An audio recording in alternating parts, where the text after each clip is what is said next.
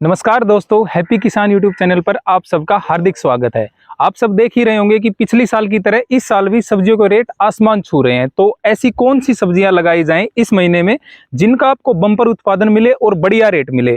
तो इस वीडियो में हम बिल्कुल बारीकी से चर्चा करेंगे कि अगस्त के महीने में कौन कौन सी सब्जियां उगाई जाती हैं और उनकी देखभाल आप अच्छे तरीके से कैसे कर सकते हैं। हमारे पास सब्जियों की 3 कैटेगरीज हैं। एक तो है जिनकी हम सीधी बिजाई यानी कि डायरेक्ट सोइंग कर सकते हैं।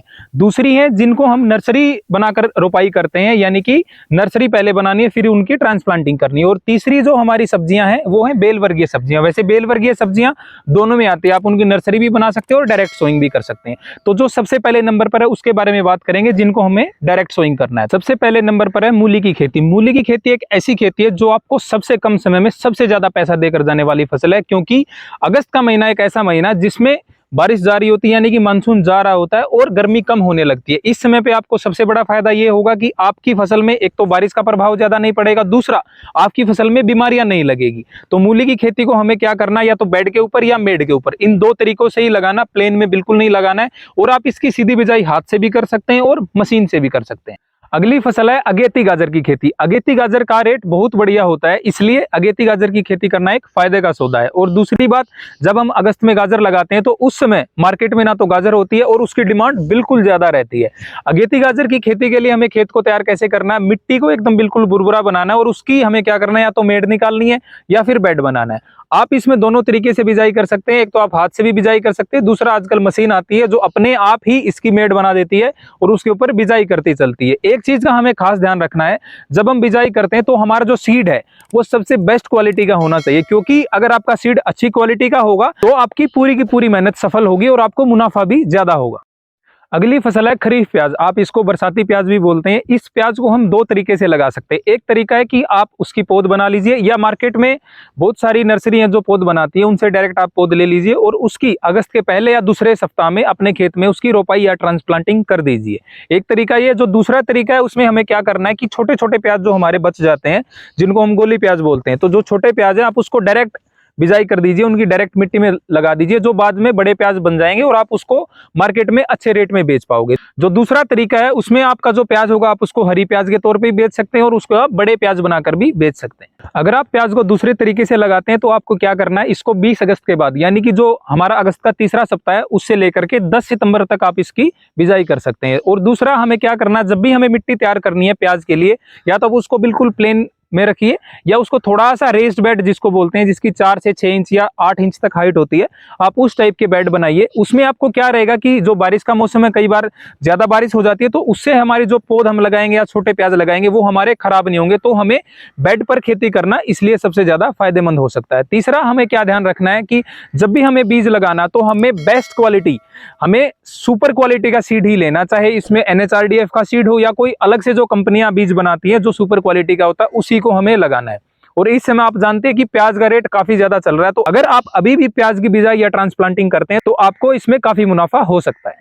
अगली फसल है हरा धनिया। हरा धनिया एक बोनस क्रॉप है। अगर आपने इसको सही समय पर लगाकर और इसकी अच्छी देखभाल कर ली तो आपको ये बहुत ज्यादा पैसा देकर जाती है। और अगस्त का महीना हरे धनिया के लिए बिल्कुल उपयुक्त माना जाता है। आपको क्या करना है कि अच्छी क्वालिटी का सीड लेकर अपने खेत में डालना है, उसको या तो मेड़ के ऊपर या बेड के ऊपर ही डालना है। हमें क्या करना है, इसकी बिजाई के लिए हमें 3 या 4 दाने एक साथ लेने और एक साथ लगाने हैं। ऐसे ही कुछ कुछ गैप पे ऐसे लगाते चलना है। जब भी हमारा इससे धनिया बनेगा तो एक गुच्छे के तौर पर बनेगा और उससे हमारी जो कटिंग जब आएगी, पूरा हम हार्वेस्ट करेंगे तो हमारा धनिया का प्रोडक्शन उसमें ज्यादा आएगा। इस समय पर हरे धनिया का रेट बिल्कुल आसमान छू रहा है, तो अगले अगर 1-1.5 महीने में इसका रेट थोड़ा बहुत कम भी होता है तो फिर भी आपको ये बहुत ज्यादा मुनाफा देकर जाएगा। और एक फायदा हमारा ये है कि ये पत्तेदार फसल है, ये आपको बार बार कटाई देगी। आप इससे आराम से 1 से 2 लाख रुपए बना सकते हैं। दूसरा हमें एक चीज का ध्यान रखना है कि धनिया एकदम सेंसिटिव क्रॉप है, आपको इसको प्लेन में बिल्कुल नहीं लगाना है, या तो मेड़ पर या बेड पर लगाना है। अगली फसल है पालक की खेती। पालक एक पत्तेदार सब्जी है और सबसे कम समय में और सबसे कम खर्चे की खेती है। दूसरा, इसका उत्पादन बहुत ज्यादा रहता है और अगस्त का महीना पालक की खेती के लिए एकदम उपयुक्त है। अगर हम इसकी समय से बिजाई करेंगे तो ये बिल्कुल कम समय में तैयार होकर आपको लाखों का मुनाफा बिल्कुल आराम से देगी। दूसरा, आप इसकी बार बार कटाई कर सकते हैं तो इससे भी आपका मुनाफा बढ़ जाता है। अगर मार्केट में आपको इसका रेट भी कम मिलता है, फिर भी इसके ज्यादा उत्पादन होने की वजह से ये अपना खर्चा और ज्यादा मुनाफा आपको पक्का ला कर देगी। पालक की खेती कम समय की होने के कारण आप इसको बिल्कुल समय से सप्लाई कर सकते हैं। दूसरा, हमें ये बात का खास ध्यान रखना है कि जब भी हमें पालक की खेती करनी है उसको प्लेन में बिल्कुल नहीं लगाना लगाना है। आप इसको या तो मेड के ऊपर लगाइए या बेड बनाकर लगाइए, क्योंकि अगर ज्यादा बारिश पड़ती है और उसकी वजह से अगर उसकी जड़ों या तने तक पानी पहुंचता है तो वो हमारी पालक को खराब कर सकता है। इसलिए हमेशा बेड पर या मेड पर ही खेती करें। अगली फसल है भिंडी की खेती। भिंडी की खेती एक लंबी अवधि की फसल है। अगर आप इसका अच्छे तरीके से रख रखाव करते हैं तो ये आपको लाखों का मुनाफा बिल्कुल आराम से ला कर देती है, क्योंकि जुलाई, अगस्त और सितंबर इन तीनों महीने में भिंडी का रेट हमेशा आसमान छूता है। तो इसलिए अगस्त के महीने में अगर आप इसकी डायरेक्ट सोइंग करते हैं यानी कि सीधी बिजाई करते हैं तो ये एक सबसे अच्छा डिसीजन है। हमें एक चीज का ध्यान रखना है कि इसको भी हमें या तो बेड के ऊपर या मेड के ऊपर ही लगाना है, और हमें हमेशा उत्तम क्वालिटी के बीजों का ही इस्तेमाल करना है ताकि हमारी मेहनत पूरी तरीके से वसूल हो और हमें लाखों का मुनाफा हो पाए। पहली कैटेगरी हमारी पूरी हो चुकी है, यानी कि जो हमें डायरेक्ट सोइंग वाली सब्जियां थी उनको हमने कंप्लीट कर लिया है। अभी आगे बढ़ते हैं हमारी दूसरी कैटेगरी की ओर।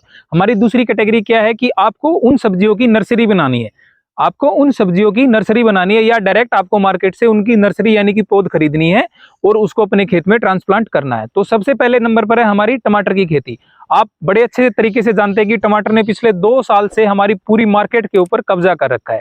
अगर आप इसको अगस्त के महीने में भी लगाते हैं तो आप आराम से इससे लाखों का मुनाफा कमा सकते हैं, क्योंकि ज्यादातर सब्जियों का रेट उनकी डिमांड और सप्लाई के हिसाब से चलता है। अगर मानसून के मौसम में ज्यादा बारिश पड़ती है और उसकी वजह से कुछ सब्जियां खराब हो जाती हैं तो उसकी सप्लाई में काफी कमी आ जाती है, जिसकी वजह से इनके रेट बढ़ जाते हैं। और ये सबसे बड़ा कारण है टमाटर का रेट बढ़ने का पिछले लगातार 2 सालों से, क्योंकि पिछले लगातार 2 सालों से मानसून में जो कभी ज्यादा बारिश हो जाती है, कभी कम बारिश हो जाती है, जो क्लाइमेट चेंज हमारा हो रहा है उसकी वजह से टमाटर के रेट में सबसे ज्यादा बदलाव आए हैं। अगर आपके पास पहले से तैयार पौध है यानी अपने खेत में आपने पहले से इसकी पौध बना रखी है तो आप इस महीने में, अगस्त के महीने में अच्छे से रोपाई कर सकते हैं। अगर आपके पास पौध खुद की भी नहीं है तो मार्केट से अच्छी क्वालिटी की पौध आप लीजिए और उसको आप ट्रांसप्लांट कीजिए। लेकिन हमें क्या करना है, हमारी जमीन को बहुत अच्छे तरीके से तैयार करना है, यानी कि मेड या बेड, ये दोनों चीजों को आप इस्तेमाल कर सकते हैं। अगर आप बेड बनाएंगे टमाटर के लिए, जैसे 2 से 2.5 फीट चौड़े बेड भी इस्तेमाल कर सकते हैं, लेकिन ज्यादातर लोग क्या करते हैं, टमाटर के बेड को 4 फीट के बराबर रखते हैं। कुछ लोग उसकी बंधाई करते हैं, कुछ नहीं करते हैं। लेकिन हम आपको रेकमेंड करेंगे जब भी टमाटर लगाएं उसकी बंधाई करें, उसको ऐसे सीधा चढ़ाएं ऊपर। जब आप उसको सीधा चढ़ाएंगे तो उसकी ग्रोथ ज्यादा होगी, बीमारियां कम लगेंगी, प्रोडक्शन ज्यादा आएगा और साफ सुथरा आपका प्रोडक्शन होगा। तो टमाटर में हमें इन चीजों का खास ध्यान रखना है। दूसरा, हमें इस चीज का और खास ध्यान रखना है कि टमाटर को या किसी भी सब्जी की खेती को न्यूट्रिशन ज्यादा चाहिए, यानी कि उसको पोषक तत्व ज्यादा चाहिए। तो इसलिए हमेशा जब भी खेत की तैयारी करें उसमें गोबर की खाद, वर्मी कंपोस्ट, जीवामृत, जितने साधन आप खुद से बना सकते हैं, जितने खाद आप बना सकते हैं, उनको अपने खेत में जरूर डालिए और अच्छे तरीके से अपनी जमीन को तैयार कीजिए। एक चीज का हमें और ध्यान रखना है, जैसे हमने हर एक सब्जी के अंत में बताया कि हमेशा उत्तम क्वालिटी का बीज लेना और फिर उसकी नर्सरी आपको तैयार करनी है। अगली फसल है बैंगन की खेती। बैंगन एक लंबी चलने वाली फसल है। अगर आप इसका अच्छे तरीके से रख रखाव करते हैं तो बड़े आराम से आप इससे लाखों रुपए कमा सकते हैं। अगर आपके पास पहले से तैयार पौधा, जैसे हमने टमाटर में बताया था, तो आप अपने खेत में पौध तैयार करके इसको डायरेक्ट ट्रांसप्लांट कीजिए या मार्केट से किसी अच्छी नर्सरी से अच्छी क्वालिटी का सीड की पौध लीजिए और उसको अपने खेत में ट्रांसप्लांट कीजिए। एक चीज का हमें खास ध्यान रखना है कि बैंगन का उत्पादन बहुत ज्यादा होता है, इसलिए हमें इसकी समय समय पर रख रखाव और खरपतवार इसका निकालना जरूरी है ताकि हमारे पौधे अच्छे तरीके से बढ़ सके और उत्पादन ज्यादा दे सकें। एक चीज हम इसमें जरूर कहेंगे कि बैंगन में सबसे ज्यादा जो प्रॉब्लम आती है वो तना छेदक और हमारा जो फल छेदक, यानी कि जो हमारा फ्रूट बोरर होता है और जो स्टेम बोरर होता है, वो इसमें सबसे ज्यादा समस्या पैदा करता है। तो उसके लिए हमें क्या करना है, जैसे स्टिकी हमारे ट्रैप आते हैं, स्टिकी ट्रैप आते हैं, फेरोमोन ट्रैप आते हैं, हमारे लाइट ट्रैप आते हैं, इन तीनों टाइप के ट्रैप का आप इस्तेमाल करके इसको कुछ हद तक कंट्रोल कर सकते हैं। और एक चीज हम आपको जरूर रेकमेंड करेंगे, अगर आप प्राकृतिक खेती करते हैं या करना चाहते हैं तो आप इसमें निमास्त्र, बरमास्त्र और अग्निस्त्र, ये तीनों चीजें एडवांस में बनाकर रख लीजिए ताकि जरूरत पड़ने पर आपको ज्यादा मेहनत ना करना पड़े और सही समय पर आप उसका छिड़काव अपने खेत में कर सकें। अगली फसल है फूल गोभी की खेती। फूल गोभी की खेती के लिए अगस्त का महीना सबसे उपयुक्त माना जाता है, क्योंकि जब हम जून जुलाई में इस फसल को लगाते हैं तो हमें गर्मी और बारिश दोनों तरह की प्रॉब्लम आती है, जिसकी वजह से हमारा जो उत्पादन है वो कम हो जाता है। हालांकि हमें उस समय पर रेट ज्यादा मिलता है, लेकिन जो उत्पादन में हमारी कटौती होती है उसकी वजह से हमारा टोटल बैलेंस हो जाता है। इसलिए अगस्त के महीने में आप इसको लगाएंगे तो आपको गर्मी में भी राहत मिलेगी, आपको बारिश में भी राहत मिलेगी। तो दोनों तरीके से आपका फायदा है और हमारा इसमें उत्पादन भी ज्यादा होता है। भले ही हमें थोड़ा रेट कम मिले जून जुलाई के मुकाबले, लेकिन हमारा जो उत्पादन होगा वो लाजवाब होगा। और एक चीज का हमें खास ध्यान रखना है कि किसी अच्छी नर्सरी से पौध लेनी है और हम आपको रेकमेंड करते हैं कि खुद का बीज खरीदिए, अपने तरीके से अपने खेत में अच्छा खाद डालकर अच्छे तरीके से जमीन तैयार करके अपनी पौध खुद बनाइए और फिर उसको अपने खेत में ट्रांसप्लांट कीजिए। अगली फसल है पत्ता गोभी की खेती। पत्ता गोभी की अगेती खेती आपको लाखों रुपए का मुनाफा गारंटीड दे सकती है, क्योंकि अगस्त के महीने में अगर आप इसको ट्रांसप्लांट कर देते हैं, यानी कि अर्ली अगर आप इसको लगा देते हैं, अगर आपने पहले से इसकी पौध तैयार कर रखी है या कहीं मार्केट से आपने अच्छी पौध को खरीद कर इसको लगाना है, तो ये महीना सबसे बढ़िया है, क्योंकि इसका आपको जो पहला हार्वेस्ट होगा वो काफी जल्दी मिल जाएगा और उस समय पर इसका जो मार्केट रेट होगा वो भी जबरदस्त होगा। और हमें इस चीज का खास ध्यान रखना है कि हमें या तो इसको मैट के ऊपर या हमें बेड के ऊपर, इन दोनों तरीके से लगाना, प्लेन में बिल्कुल भी नहीं लगाना, क्योंकि ये सारी की सारी फसलें हमारी बहुत सेंसिटिव क्रॉप होती है। हमने हमारी 2 कैटेगरी बिल्कुल कंप्लीट कर ली है। अब हम बढ़ते हैं हमारी तीसरी कैटेगरी को, यानी हमारी जो बेल वर्गीय सब्जियों की कैटेगरी है, उसके बारे में हम बिल्कुल विस्तार से जानकारी लेंगे। उसमें हमें कैसे करना है कि जो हमारी घिया है जिसको हम लौकी बोलते हैं, जो हमारी तोरी है, जो हमारी तीसरी फसल है जिसको हम करेला, और जो हमारी चौथी फसल है जो खीरा, ये चारों की चारों कैटेगरी बिल्कुल सेम है, इसलिए हम इनको एक ही बार में कंप्लीट करेंगे और अच्छे से इनकी जानकारी लेंगे। बारिश के मौसम में यानी कि जुलाई अगस्त के महीने में जो हमारी बेल वर्गीय सब्जियां होती है या ज्यादातर सब्जियां होती है, उनका रेट काफी बढ़ जाता है, क्योंकि इस समय पर ज्यादातर हमारी सब्जियां खराब हो जाती हैं। तो अगस्त के महीने में हमारी जो बेल वर्गीय सब्जियां हैं उनकी आपको क्या करना है, डायरेक्ट सोइंग करना है। डायरेक्ट सोइंग से हमें क्या होगा कि जो हमारा बीज से जब सब्जियां बढ़ेंगी तो वो काफी अच्छे तरीके से बढ़ेंगी। और गर्मी के मौसम में इन सब्जियों की नर्सरी बनाना थोड़ा सा चैलेंजिंग है।